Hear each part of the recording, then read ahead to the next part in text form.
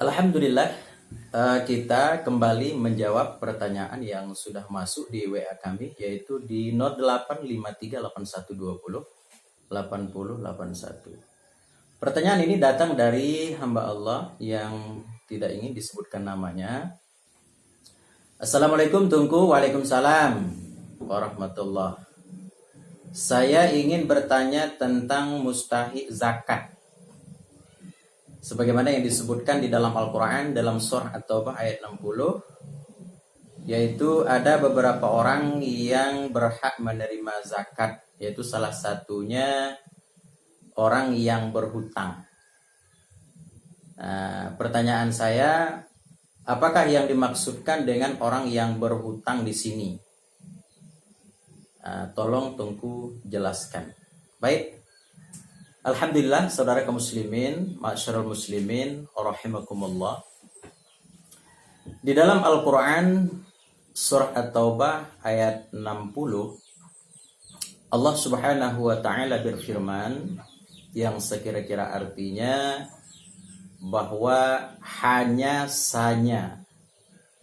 Jadi di situ ada kata-kata innama, hanya sanya. Innama itu kalau kembali ke ilmu gramatika ataupun ilmu nahwu, innama itu adalah satu adat ataupun satu huruf yang fungsinya itu adalah untuk membatasi. Jadi apa yang dibatasi oleh Allah subhanahu wa ta'ala di dalam Al-Quran, yang disebutkan oleh Allah di dalam Al-Quran, jadi ke orang itulah kita salurkan zakat. Tidak boleh lain. Apabila kita salurkan zakat itu, ya, selain daripada yang disebutkan oleh Allah Subhanahu wa taala di dalam Al-Qur'an surah At-Taubah ayat 60 tadi, maka zakat kita tersebut tidak sah. Nah, jadi salah satu daripada orang yang berhak menerima zakat itu adalah gharimin, orang-orang yang berhutang. Apa yang dimaksudkan dengan orang-orang yang berhutang di sini?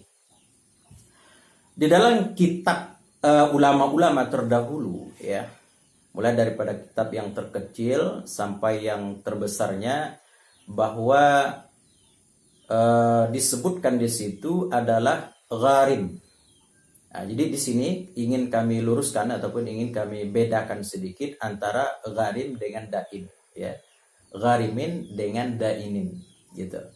Makanya Al-Quranul Karim menyebutkan gharimin, bukan daimin.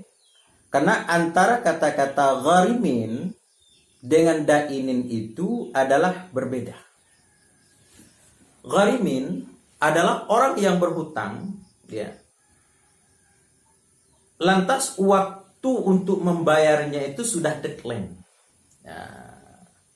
Dan pada ketika itu dia tidak sanggup untuk membayarnya. Namun adapun dainin, ya, dainin adalah orang yang berhutang, ya, waktunya belum sampai, waktu bayarnya belum sampai. Kaum muslimin rahimakumullah. Jadi arti daripada gharimin itu kami ulang sekali lagi, yaitu orang yang berhutang, yang hutangnya itu sudah sampai waktu untuk membayarnya, tetapi dia tidak sanggup untuk membayarnya. Nah, pada ketika ini dia mendakwakan dirinya sebagai gharim. Jadi gharim ini tidak boleh salah diartikan, kaum muslimin rahimakumullah. Ini masih banyak di antara masyarakat kita di kampung-kampung mengartikan kata-kata gharim ini adalah, ya, membuat hutang, gitu.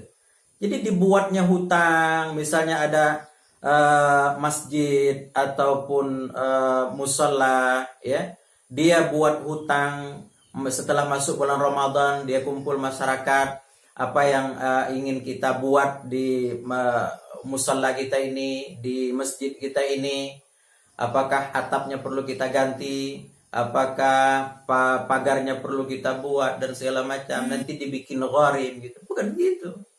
Jadi arti gharim itu adalah bukan orang yang membuat hutang.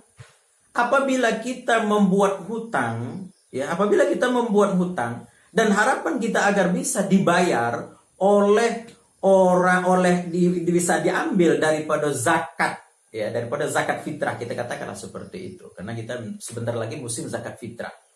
Maka orang ini seolah-olah adalah sudah merampas hak yang seharusnya diberikan kepada orang yang berhak. Kaum muslimin rahimakumullah. Makanya di dalam surah At-Taubah tadi Allah Subhanahu wa taala mendahulukan orang-orang fakir, kemudian orang miskin, amil, kemudian mu'allaf, riqab, baru gharim gitu. Artinya apa? Ketika Allah Subhanahu wa taala mendahulukan lil fuqara'i wal masakin. Ini yang paling diprioritaskan di dalam membayar zakat mal, di dalam membayar zakat fitrah nantinya adalah diberikan kepada orang-orang fakir dan juga kepada orang-orang masakin. Jadi jangan kita merampas hak-hak mereka, saudara kaum muslimin rahimakumullah. Ya. Jangan udah pada zaman sekarang ini ya, untuk melaksanakan ibadah itu tidak perlu masjid yang megah sehingga kita harus membuat hutang kaum muslimin rahimakumullah. Tidak perlu kepada permadani untuk kenyamanan ibadah kita, tidak perlu. Sementara masih banyak di luar sana orang-orang yang tidak mampu, orang-orang miskin, para orang-orang janda-janda yang memang ditinggalkan oleh suaminya, mereka memiliki banyak anak. Saudara kaum muslimin rahimakumullah, cobalah kalau tentang masalah zakat fitrah ataupun zakat mal ini, ya takutlah kita kepada Allah Subhanahu wa taala. Jangan kita mengedepankan kepentingan pribadi kita, kepentingan komunitas kita. Maka dahulukanlah kepentingan Allah Subhanahu wa taala.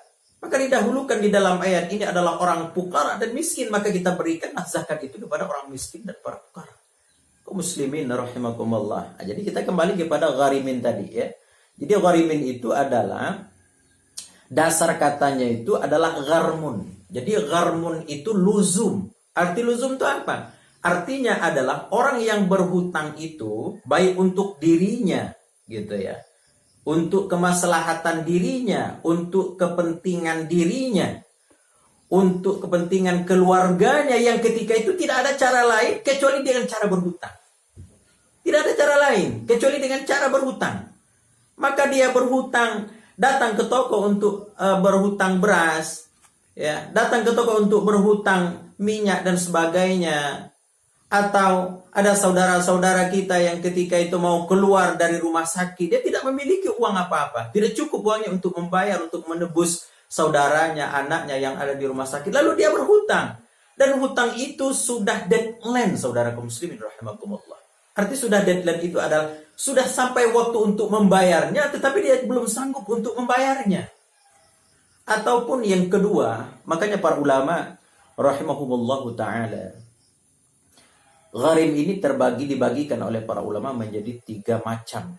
Yang pertama adalah ada orang yang berhutang untuk dirinya, untuk kemaslahatan dirinya, kepentingan yang darurat untuk dirinya. Kemudian yang kedua, ada orang yang berhutang untuk mendamaikan persengketaan di antara kelompok ataupun di antara 2 orang. Kemudian yang ketiga adalah ada orang yang berhutang untuk menggantikan sesuatu yang orang lain tidak sanggup untuk menggantikan. Nah, termasuk mungkin barangkali ya,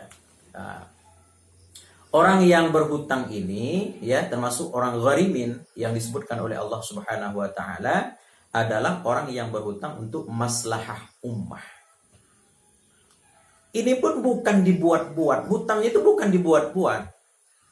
Artinya begini, setelah masuk bulan Ramadan baru dia berhutang gitu. Ini hutang yang dibuat-buat, saudara. Ya, dengan harapan akan diambil dari zakat fitrah. Ini tidak boleh. Memang dia ini berhutang jauh sebelum bulan Ramadan datang, dia sudah berhutang, tapi setelah datang waktu wajib membayarnya, dia tidak sanggup untuk membayarnya. Jadi gharim itu disebutkan dalam kitab ada 3 macam. Pertama adalah berhutang untuk dirinya, untuk keperluan darurat ya, bukan untuk hal-hal yang memang berpoya-poya ataupun hal-hal yang memang melebihi daripada kebutuhan pokok. Bukan untuk kredit, bukan untuk membeli hal-hal yang memang melebihi daripada hal-hal yang pokok yang dia butuhkan. Kemudian yang kedua adalah untuk mendamaikan di antara 2 orang yang berhutang, 2 orang yang bersengketa, mungkin barangkali termasuk di dalam ini kata ulama adalah ya, termasuk dalam orang yang gharimin ini juga adalah orang yang berhutang untuk masalah ummah. Umpamanya begini, masjid yang baru dibangun, pondok pesantren yang baru dibangun, jauh-jauh hari ini sebelum datang bulan Ramadan, tapi dia tidak berniat ingin mengambil zakat ya di bulan Ramadan nanti, zakat fitrah di bulan Ramadan ini untuk dibayarkan gitu. Nah, maka masjid yang berhutang atas nama ini ya, ataupun madrasah yang berhutang atas nama ini, maka mereka boleh menerima zakat. Tapi apabila zakat itu dia berhutang karena keinginan dia itu ingin mengambil zakat fitrah yang ada di ujung akhir Ramadan nanti, ya, itu tidak boleh kaum muslimin rahimakumullah. Mungkin ini saja yang dapat disampaikan. Wallahu a'lam.